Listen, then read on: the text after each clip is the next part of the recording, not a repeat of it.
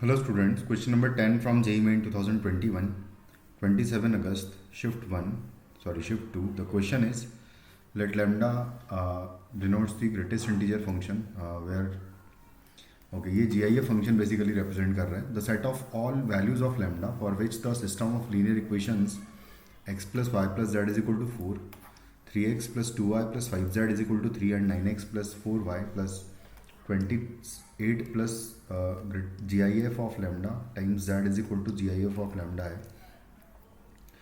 तो हमें बताना है कि हैज़ अ सॉल्यूशन, इसका कुछ सॉल्यूशन है तो लैम्डा का रेंज बताना है, set of values of lambda बताना है। तो सबसे पहले तो डी डिटर्मिनेंट निकाल लूँगा मैं 1 1 1 3 2 5 9 4 एंड यहाँ पर आ जाएगा 28 plus greatest integer of lambda. इसका वैल्यू हम प्रॉपरली अगर निकालें हैं तो यहाँ से आ जाएगा 1 इंटू, इसका डबल कर दूंगा 2 इंटू दिस, तो 56 plus 2 times greatest integer of lambda and आएगा -20 प्लस -1 इंटू ये और ये जाएगा अगर, तो यहाँ से आएगा 28 plus greatest integer of lambda into 3 करेंगे तो 28 इंटू 3 विल बी 8 या 24, 3 दूनी 6 और 2 8, 84 हो जाएगा ये। तो यहाँ पर आ जाएगा 84 एंड आएगा प्लस 3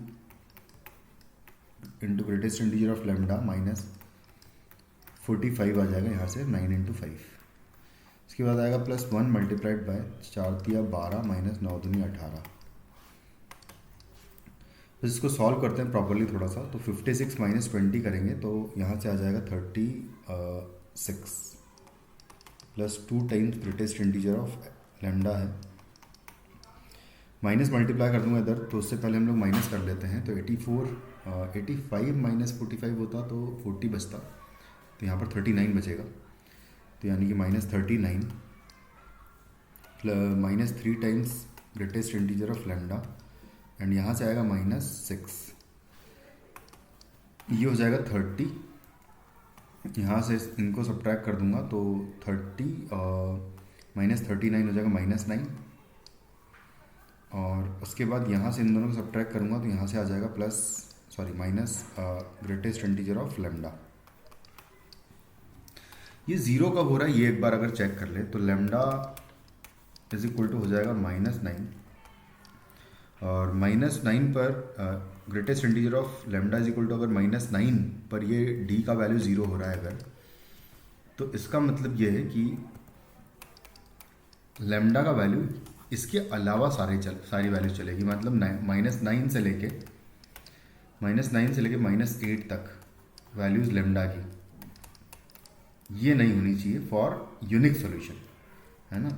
नॉट इक्वल टू कर देता हूँ मैं, क्योंकि डी नॉट इक्वल टू 0 ही होता है यूनिक सॉल्यूशन के लिए, तो ये नहीं होना चाहिए लैम्डा की वैल्यूज फॉर यूनिक सॉल्यूशन। उसके अलावा सारी वैल्यूज चलेगी, यानी कि -∞ टू -9 और यूनियन -8 से इन्फिनिटी सब कुछ चलेगा। ये होगा हमारा यूनिक सॉल्यूशन के लिए लैम्डा की वैल्यूज। लेकिन अगर मान लो कि ग्रेटेस्ट इंटीजर ऑफ लैम्डा की वैल्यू -9 हो गई, तो एक बार चेक कर लेते हैं कहीं इनफाइनाइट सॉल्यूशन तो नहीं बन रहा है। तो उस केस में जो इक्वेशंस आएगी वो आएगी x plus Y plus Z is equal to 4 plus 3x plus 2y and plus 5z is equal to है 3, ये दूसरी इक्वेशन है। थर्ड इक्वेशन है 9x प्लस 4y एंड यहाँ पर जब -9 पुट करूँगा ग्रेटेस्ट इंटीजर ऑफ लैम्डा की वैल्यू तो 19 हो जाएगा ये, तो प्लस आ जाएगा 19z इज इक्वल टू यहाँ आ जाएगा -9। कुछ इस तरीके से ये वैल्यूज़ आ जाएगी हमारे पास। अब एक बार मैं d1 का वैल्यू भी निकाल लेता हूँ इसके अकॉर्डिंग। तो जब d1 का वैल्यू निकालूंगा यहाँ पर तो वो आएगा 4 3 -9 1 2 4 1 5 एंड आएगा 19।